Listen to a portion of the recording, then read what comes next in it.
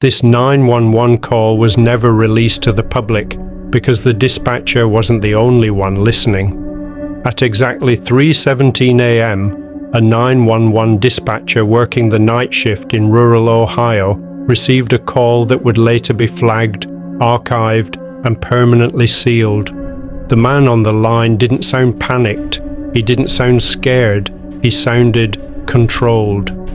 The dispatcher asked for his emergency.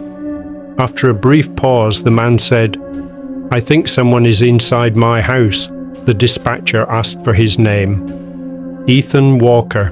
Ethan lived alone in a small house near a stretch of dense woods, about 20 miles from the nearest town.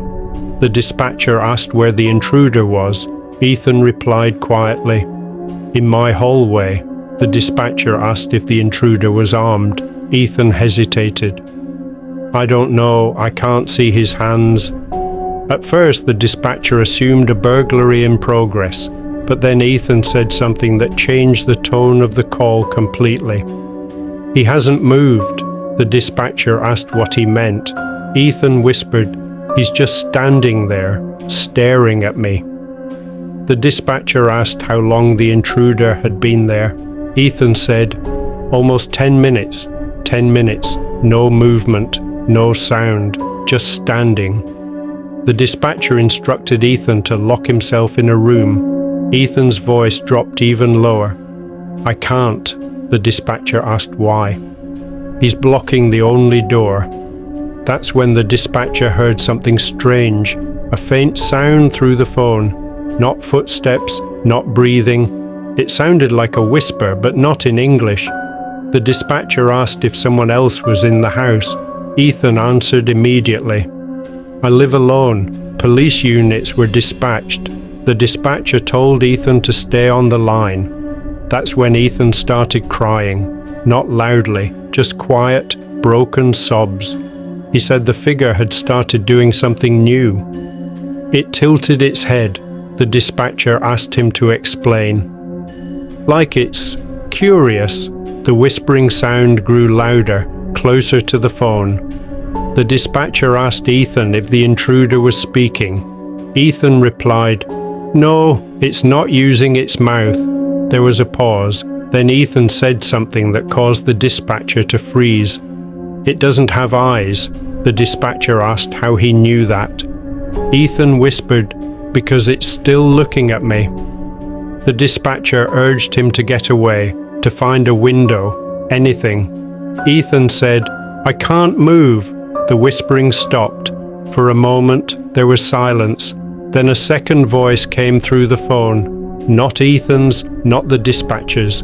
Low, close, right against the microphone. It said, "He sees you too."